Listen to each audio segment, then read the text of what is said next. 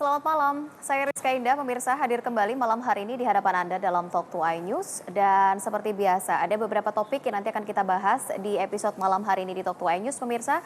Tentu saja di episode yang pertama, tema pertama untuk malam hari ini ada sebuah kabar yang cukup mengejutkan dan juga menggemparkan begitu di Kepolisian Republik Indonesia terkait dengan adanya isu pencopotan Kabareskrim Komjen Pol Budi Waseso. Namun hingga saat ini masih belum terkonfirmasi dengan sempurna apakah memang wacana tersebut benar adanya atau hanya sekedar isu yang dilempar. Kita akan membahas terkait dengan wacana atau isu pencopotan Kabareskrim Mabes Polri Komjen Pol Budi Waseso malam hari ini dengan beberapa narasumber yang sudah hadir. Dan selain itu nanti kita juga akan membahas di paruh kedua terkait dengan calon pimpinan KPK yang memang nama-namanya sudah diserahkan kepada Presiden Joko Widodo. Ada 8 nama yang sudah diusulkan oleh pansel KPK dan selanjutnya dari Presiden Joko Widodo nantinya akan diserahkan kepada DPR untuk dilakukan fit and proper test.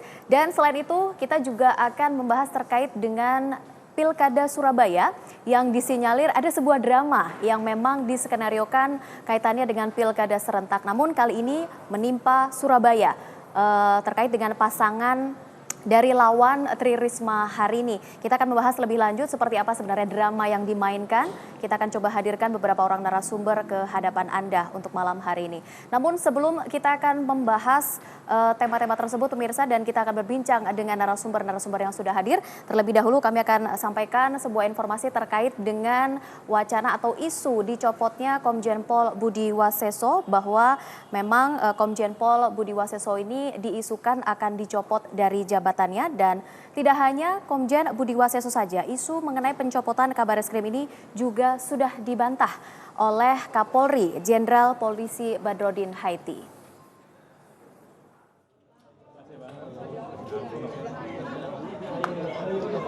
Komjen Budi Waseso mengaku belum menerima informasi dari Kapolri terkait pencopotan dirinya sebagai Kabareskrim.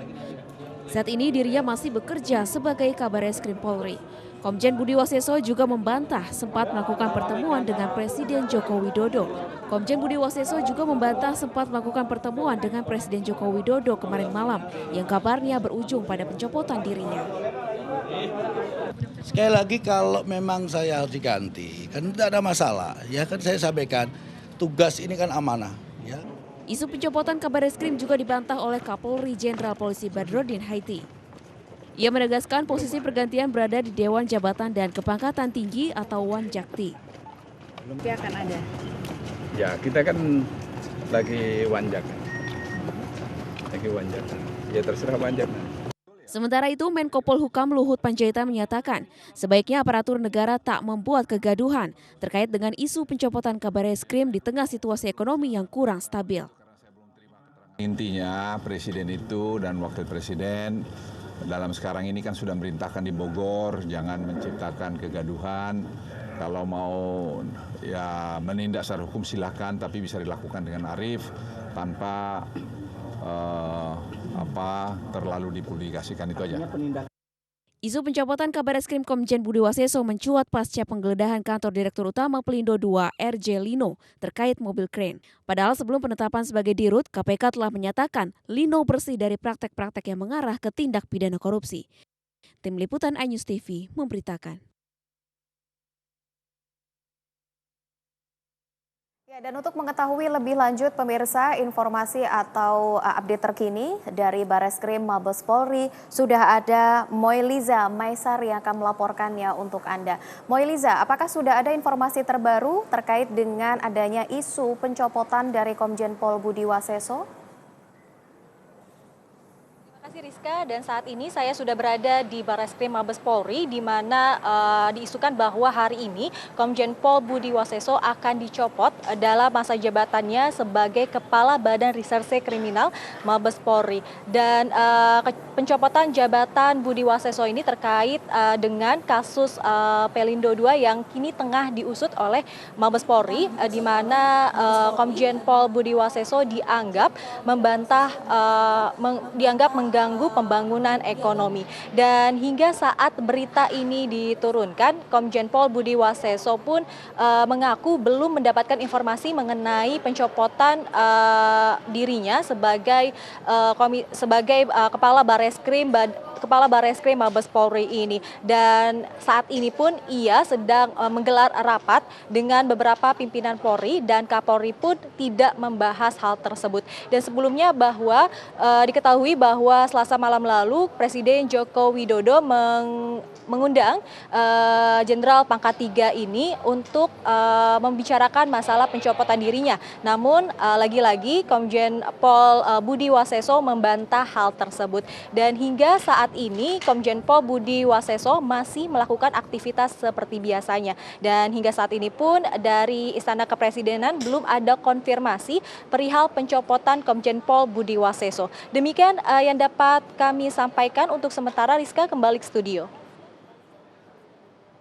Iza Maisari sudah melaporkan langsung pemirsa dari Bareskrim Mabes Polri. Terima kasih, kami nantikan informasi terbaru dari Anda. Selamat bertugas kembali. Ya, kita akan membahas lebih lanjut pemirsa terkait dengan adanya isu pencopotan Komjen Pol Budi Waseso sebagai Kabareskrim Mabes Polri. Tentu ini adalah sesuatu hal yang cukup mengagetkan dan juga menggemparkan dan menimbulkan sejumlah reaksi.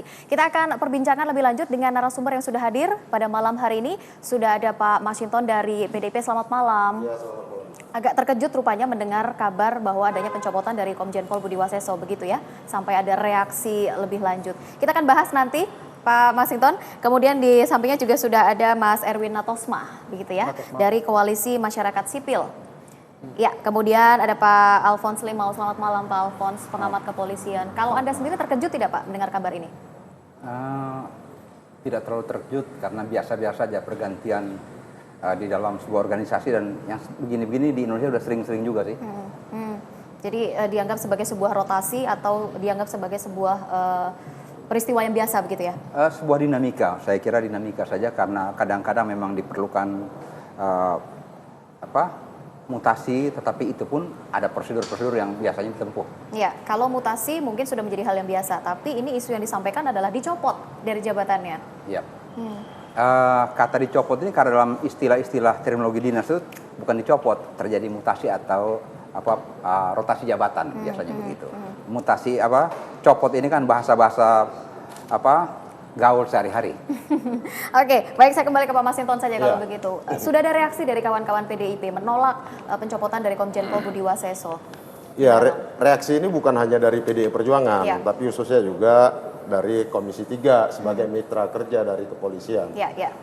Kami memandang selama ini Komisi 3 khususnya ya, dari berbagai praksi memandang kinerja Kabareskrim, dalam hal ini Pak Komjen Budi Waseso, dalam mengungkap skandal korupsi besar, ya, bahkan lebih besar dari yang ditangani oleh KPK, itu sudah cukup bagus.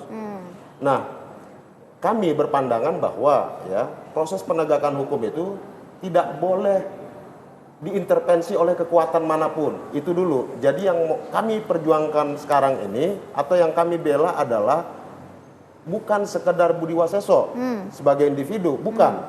Tapi yang kami perjuangkan dan kami bela adalah penegakan hukum tanpa intervensi kekuatan manapun. Artinya, kita tahu bahwa ya, dari beberapa kasus yang ditangani oleh Bareskrim Mabes Polri, dari mulai TPPI yang itu 2 triliun, terus kemudian penimbunan daging sapi yang meresahkan di masyarakat, kemudian mengusut adanya skandal dari mulai di dwelling time di pelabuhan, arus bongkar muat, arus keluar masuk barang di pelabuhan, hingga pengadaan kren di pelabuhan itu yang melibatkan pengelola pelabuhan itu sebagai perusahaan milik negara BUMN, hingga dengan skandal kasus yang kemarin diungkap itu di Pertamina, perusahaan besar ya, yang mana pada saat itu kasus itu diungkap yang melibatkan salah satu direksinya ya, dan pada saat itu juga direktur utamanya adalah mantan direktur utama yang sekarang sudah mantan, itu kakak dari seorang Menteri Rini Suwandi, Menteri BUMN sekarang. Nah, kalau kita tarik dari benang merah ya peristiwa ini, seharusnya orang yang berprestasi, kinerja baik, bagus, itu diberikan reward, bukan malah dicopot. Itu. Nah, kita tidak melihat siapapun dia, sepanjang dia komitmennya adalah penegakan hukum dalam pemberantasan korupsi, siapapun dia harus kita dukung. Kalau dikatakan alasannya adalah menyebabkan kegaduhan ekonomi. Sebentar, itu alasan yang sangat tidak relevan. Di mana ada yang datar-datar saja penanganan kasus korupsi, pengungkapan kasus korupsi. Begitu yang dilakukan oleh KPK menimbulkan kegaduhan. Yang dilakukan kejaksaan pasti menimbulkan kegaduhan, dan kemudian dilakukan oleh Polri sekarang pasti menimbulkan kegaduhan. Karena apa? Sejatinya koruptor tidak mau pengungkapan kasusnya dilakukan. Yang terganggu itu kan para koruptor nih. Gitu loh. Nah, jadi kalau alasan kegaduhan itu ini kan nggak relevan menurut saya, alasan itu tidak cerdas. Ukuran pencopotan orang, ya seperti kata Pak Alpon tadi katakan, pergantian itu biasa. Tapi kalau pergantian itu berkaitan dengan kasus yang sedang ditangani, ya, dan di sana ada dugaan intervensi tadi, itulah yang kita tentang. Artinya saat ini memang ada dugaan intervensi. Oh ya, kita lihat saja. Ini orang, yaitu tadi kan ada reward dan punishment. Ya, ada pemberian promosi, ada sanksi. Kalau orang yang kinerjanya sedang bagus, dipromosi bukan dicopot. Itu loh. Artinya ada yang terancam begitu kan? Oh iya, kita melihat ya, menduga besar ya, bahwa dalam penanganan kasus-kasus yang dilakukan oleh Pak Komjen Budi Waseso sebagai Kabar Reskrim, dengan ketegasannya, dengan kelugasannya, dan dengan keberaniannya tanpa tebang pilih tadi, tanpa pandang bulu tadi, ini membuat orang-orang yang selama ini nyaman di zona korupsi tadi merasa terganggu. Baik. Nah, itu. Jadi yang saya lihat, yang kami bela bukan sekedar Budi Waseso, ya, siapapun dia, sepanjang berani melakukan membongkar kasus-kasus skandal korupsi, kita dukung. Artinya kawan-kawan di Komisi 3 melihat kinerja selama ini masih cukup baik begitu ya? Sangat baik. Ya, baik. Kalau Mas Erwin sendiri, Anda melihatnya? Kita harus duduk dulu dengan terminologi penegak hukum. Nah, dulu catatan koalisi, sejak Budi Waseso menjadi Kabar Reskrim dari Februari sampai sekarang, semua kasus hukum di sana tidak ada satu pun yang jalan. Bayangkan tidak ada satu pun yang jalan. Bahkan kasus BW sama dibolak-balikkan. Artinya apa? Tidak ada penegakan hukum yang jelas. Kepolisian serampangan menggunakan kewenangan otoritasnya untuk mengkriminalisasi seorang. Kasus BW, Samad misalnya, ada 7 kasus lain, TPPI. Bahkan yang lucunya TPPI ini tanpa ada proses hukum digeledah dulu. Harusnya penggeledahan itu kan ada OTT. Anda cukup berseberangan berarti dengan apa yang disampaikan oleh Pak Kalau Masinton. argumentasi saya bukan masalah soal ekonomi, tetapi soal penegakan hukum yang serampangan yang dilakukan Barreskrim misalnya. Yang selama ini yang kami tuntut selama ini, kemana Komisi 3 ketika proses BW yang belum sampai juga kejaksaan, sampai masih di kepolisian. Kasus Samad misalnya, kasus dan banyak lagi kasus, paling baru ini komisioner KY dikriminalisasi juga tanpa ada proses juga. Dan itu Komisi 3 tidak bereaksi. Menurut saya itu memang sudah pantasnya, bahkan dari lama kami katakan hentikan proses penegakan hukum serampangan ini karena akan memberikan implikasi banyak. Kalau gitu pasal salah satu ekonomi satu hal. Nggak setuju pemberantasan korupsi dong. Enggak dong. Kalau memilah-milah. Kalau setuju harusnya Anda mendukung KPK dulu membuka kasus. Mendukung. Enggak ada. Anda dulu tidak. Mendukung. Salah kau. Nah, satu hal. Saya berikan komitmen pada pemberantasan korupsi siapapun dia, sepanjang itu berani mengungkap skandal korupsi harus didukung. Kawan-kawan yang mempersoalkan orangnya siapa. Saya tidak pernah mempersoalkan siapa orangnya.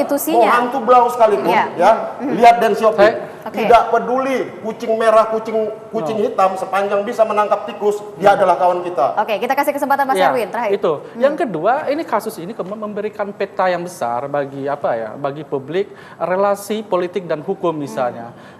Bagaimana penegakan hukum serampangan yang dilakukan oleh Kabar Reskrim selama 8 bulan terakhir ini rupanya didukung oleh kekuatan politik misalnya. Kita lihat beberapa partai-partai kelihatannya sudah mulai gerah misalnya ketika menggunakan kepolisian sebagai institusi bagian dari alat politik misalnya. Dan kita akhirnya menjelaskan publik bahwa publik makin jelas bahwa melihat bahwa bagaimana relasi antara hukum dan politik itu sangat tidak terpisah. Dan kemudian kepolisian digunakan sebagai alat-alat. Baik, kita akan lanjutkan kembali perbincangan ini dan nanti kita juga akan melihat beberapa kasus yang memang sedang ditangani oleh pihak kepolisian yang sedang ditangani dan belum selesai ditangani. Kita akan lihat nanti, tetaplah bersama kami di Talk to iNews.